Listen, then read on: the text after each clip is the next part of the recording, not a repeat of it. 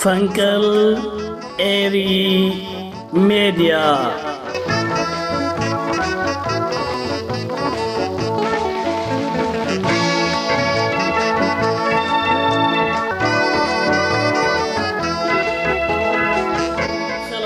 ተልቲ መደባት ፈንቅል ኤሪ ሚዲያ ከመይት ሓድሩ ንሎም ሶኒ 22 ሰነ በቀዳማይ ትሕዝቶ መደባት ቀሪበ ለኹ ንምክትታልኩም ብኽብሪ ይዕደም ሰናይ ምክትታል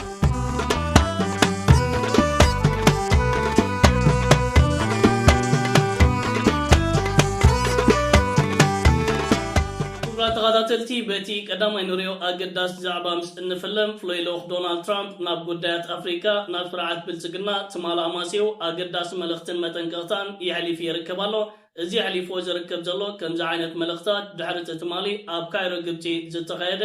ሚኒስትራት ጉዳያት ወፃኢ ናይ ግብፂ ናይ ስዑድ ዓረብ ናይ ቱርኪ ከምኡውን ፍሎይሎኽ ዶናልድ ትራምፕ ንጉዳያት ኣፍሪካ ዝተረኽብሉ ድሕሪ ዝተኻየደ ኣገዳስ ዘተን ርክባትን እዩ እዚ ዝተኻየደ ዘተን ርክባትን ንማያድቅዕ ባሕሪ ዞባ ቀርኒ ኣፍሪካ ከምኡውን ንጎረባብቲ ሃገራት ኣብ ሱዳንን ኣብ ሊብያን ዘሎ ኩነታት ዝዝቲ ነይሩ እዚ ርክባት ዕዉትን ኣገዳስን ከም ዝነበረ መራኸቢታት ናይ ግብፂ ፀብፀባት ሒዘን ወፅአን ይርከብ ኣለዋ ፍሎይሎኽ ዶናልድ ትራምፕ ንጉዳያት ኣፍሪካ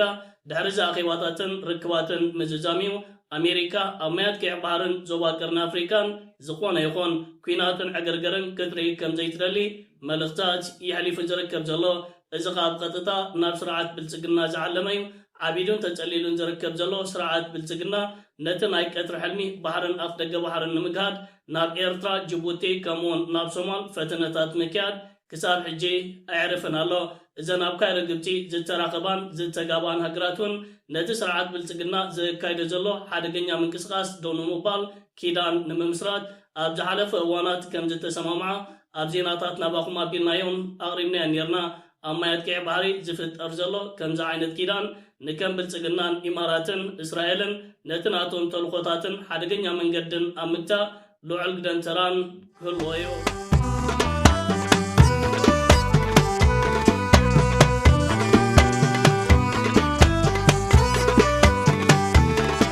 ተኸታተልቲ ናብቲ ካልኣይ ንሪኦ ኣገዳስ ዛዕባ ምስ እንሰገር ብቐጥታ ምስታ ድራማ ዘይውዳ ኢትዮጵያ ዝተተሓዘ ኮይኑ ኣብዚ ሃገር ዘሎ ኩነታት ኣስካሕካሒ ብዝኾነ መንገዲ ይቕፅል ኣሎ ሰባት ብፀሓይ ቀትሪ ይቕተሎን ይዝረፉን ዕሸል መራሒ ኢትዮጵያ ኣብዪ ኣሕመድ ትማሊ ኣብ ሓደ ኣጋጣምን መድረኽን ተረኺቡ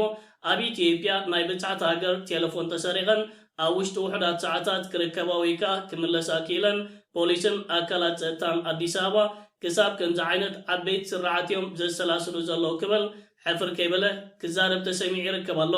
ኢትዮጵያ ዘላቶ ኩነታት ነፍሲ ወከፍ ኢትዮጵያዊ ይፈልጦ እዩ እዚ ዕሸል መራሒ ትማል ኣስሚዕዎ ዝርከብ ዘሎ ከምዚ ዓይነት መደረታት ንብዙሓት ኢትዮጵያውያን ኣቆጢዑ ኣዘራራቢ ኮይኑ ከዓ ይቕፅል ኣሎ እዛ ቪድዮ ናባኹም ክብላ እንከታተላ ከትናንትና ወዲያ ግን አንድ የሚገርም ነገር ገጠመኝ የኛ መስሪያ ቤት እንግዶች የሆኑ ሰዎች ለስራ መጥተው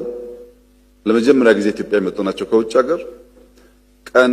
ተዘዋውሮ ሪቨርሳይድ የከተማ ኮሪደር አይተው በኢትዮጵያ ተደንቀው እንዴት የምታምር ሀገር ናት ብለው ማታ ላይ ከሀያት ሆቴል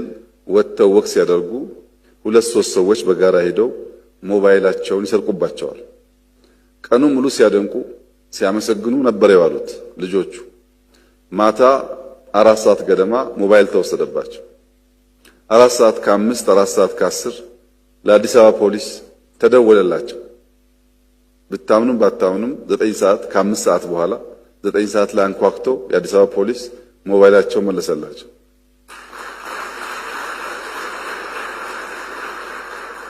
ኢትዮጵያን በመንገድ ንጽህናዋ በኮሪደሯ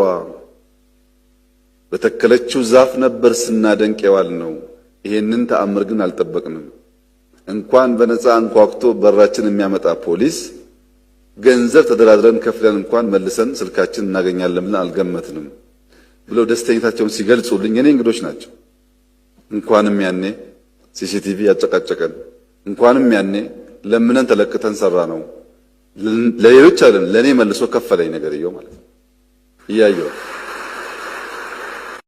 كبرى تغطاتلتي إذا كنتات كم زكن الكتاتلون كن عزبون زتن حنا يزمسل حدا هجرن حدا سرعتن أباقع عربتن طفاتن انت دا بتحو ኣብ ከምዚ ዓይነት ቀንጠመንቴ ነገራት ይዘደብ ኣብ ኢትዮጵያ ሰባት ብፀሓይ ቀትሪ ክቕተሉ ንቡር ተግባራት ካብ ዝኸውን ነዊሕ ኣውፂሩ ይርከብ ኣሎ ዕሸል መራሒ ኢትዮጵያ አብይ ኣሕመድን መንግስቲ ናይቲ ሃገርን ነቲ ምቕታል ናይ ሰባትን ዜጋታትን ዝምልከት ሓንቲ መዓልቱ እንትኾን ቃል ኣምሊኾ ዝፈልጥ ኣይኮነን ኣብዚ ዝሓለፈ ክንያት ኣብ ኣርሲ ዝተፈጸመ ቅትለት ንማሕበረሰብ ዓለም ዘስካዕክዐ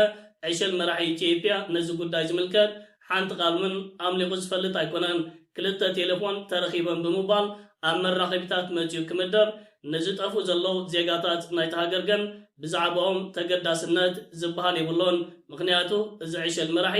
ኣብ መራኸቢታትን ስክሪንን መፂኻ ካብ ምህውታት ኣብ ባይታ ወሪዶ ህዝቡ ከረጋግእ ስለዘይካለ ክቡራት ተኸታተልትና ካብ ነገራት እዚ ሃገር ከይወፃና ብርሃኑ ጁላ ኣብ ሓደ ኣጋጣሚ ተረኺቦ ብዛዕባ ኢትዮጵያን ኩነታት ናይቲ ሃገርን ብዛዕባ ውትድርናን ስርሒታትን እናተዛረበ ሃገሩ ጠፊያቶ ትረከባላ እዛ ቪዲዮ ናይ ብርሃኑ ጁላውን ናባኹም ከብለ ንከታተላ ሰራዊታችን ማጥቃት ከጀመረ ጊዜ ጀምሮ በምዕራብ ግንባር አድጎሹ ላይ ነው ማነው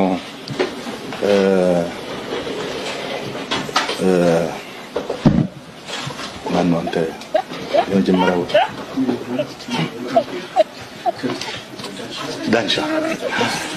ዳንሻ ነው ማጥቃት የጀመርነው ክቡራት ተኸታተልቲ ጥዑያት መራሕቲ ዘይተዓደለት ኢትዮጵያ ነዚኣ ትመስል እቲ ሓደ መራሒ የላገፅ እቲ ወተሃደራዊ ኣዛዝኻ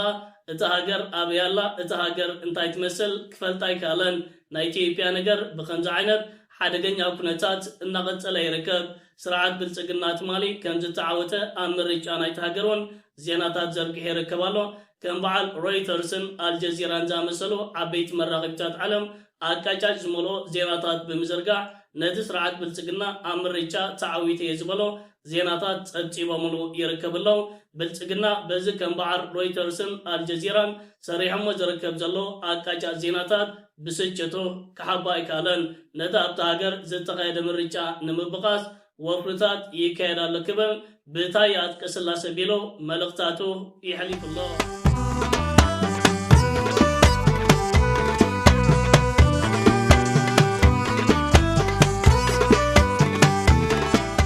ተኸታተልቲ ናብ ሳልሳይ ናይ መወዳእታ ንሪኢ ዛዕባ እንሰግር ኣብ ልዕሊ ፕሬዚደንት ክልል ትግራይ ነበር ትማሊ ፈተነ ቅትለት ከም ዝተኻየደ ካብ ክልል ትግራይ ሓበሬታታት ይወፅእ ኣሎ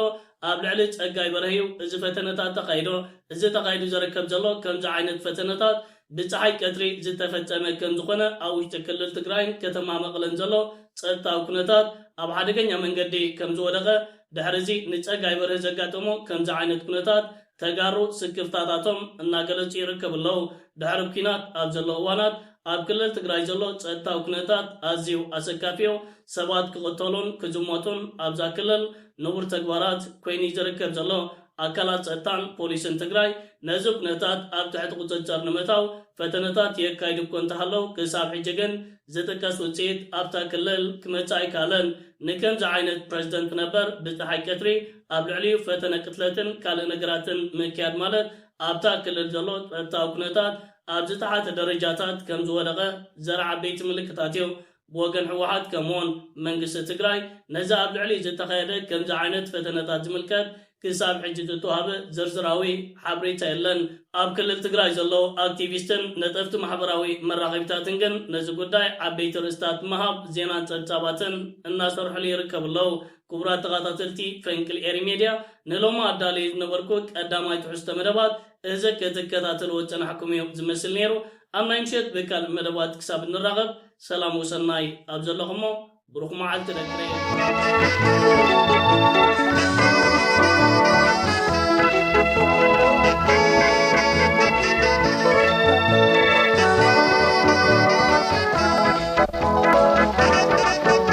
ፈንቅል